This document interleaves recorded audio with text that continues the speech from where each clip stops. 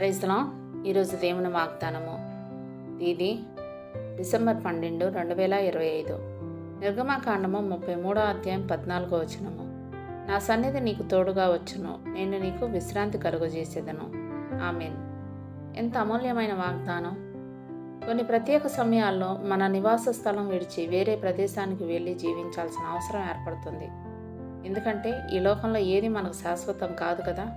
మనం ఒక ప్రదేశానికి బాగా అలవాటు పడ్డామని అనుకుంటున్న సమయంలో ఊహించని రీతిగా వేరే కొత్త ప్రదేశానికి వెళ్ళాలని మన మీద ఒక ఒత్తిడి రావచ్చు. ఇక తప్పని పరిస్థితుల్లో ఈ అలవాటు పడిన ప్రాంతాన్ని, పరిస్థితులను, స్నేహితులను విడిచి సవాళ్ళను ఎదుర్కొనే కొత్త ప్రాంతానికి వెళ్తాం. ఇలా మనకు తరచుగా జరుగుతుంది. ఇలాంటి పరిస్థితుల్లో మన హృదయాన్ని శక్తితో నింపే టానిక్ ఇక్కడుంది. అదేంటంటే ప్రభువే స్వయంగా మనకు తోడుగా వస్తాడు. ఆయన అనుగ్రహం నింపబడిన ఆయన సన్నిధి, ఆయన సహవాసం, ఆయన మన గురించి తీసుకునే శ్రద్ధ, ఆయన శక్తి, ఇవన్నీ మనం వేసే ప్రతి అడుగులోనూ మనతోనే ఎప్పటికీ ఉంటాయి. నా సన్నిధి నీకు తోడుగా వచ్చును అనే మాటల వెనుక ఈ విషయాలన్నీ దాగి ఉన్నాయి. నిజానికి దేవుని సన్నిధి అంటే అందులో సమస్తం ఉన్నట్టే. దేవుడే మనతో ఉంటే ఈ భూ సంపదలు, ఆ పరలోక సంపదలు అన్నీ మనతో ఉన్నట్టే లెక్క. ప్రభువా, నువ్వు నాతో బయలుదేరడానికి సిద్ధపడితే నేను ఎక్కడికి వెళ్ళాలో ఆజ్ఞాపించు, వెంటనే కదులుతానని మనం చెప్పాలి. ఇలా ఎంతకాలం అటు ఇటు తిరుగుతాం? ఎక్కడో ఒక దగ్గర స్థిరపడే విశ్రాంతిగా ఉండాలి కదా అని మనం నిరీక్షిస్తూ ఉంటాం.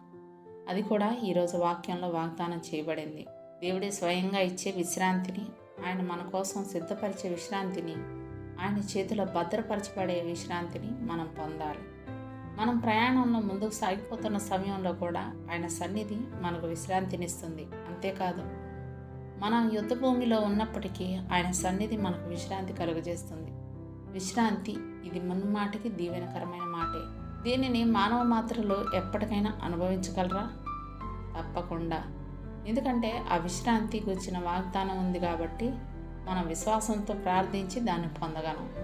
ఆ విశ్రాంతి మన ఆదరణకర్త నుండి, సమాధానకర్త నుండి, తన సృష్టి కార్యం అంతటిని ముగించి 7వ దినాన విశ్రాంతి తీసుకున్న పరమ తండ్రి దగ్గర నుండి వస్తుంది. దేవునితో ఉండడం అనేది విశ్రాంతిలో ఉన్నామనే దాన్ని రూఢీపరుస్తుంది. దేవుడిచ్చిన వాగ్దానాన్ని స్వతంత్రించుకొని ఆయన కృతజ్ఞతాస్తుతులు చెల్లించుకుందాం. అట్టి కృపా ధన్యత దేవుడు మనకు అనుగ్రహించును గాక. ఆమేన్. దేవుడు తన పరిశుద్ధ వాక్యం మన వినికిడి యందు దీవించును గాక. ఆమేన్.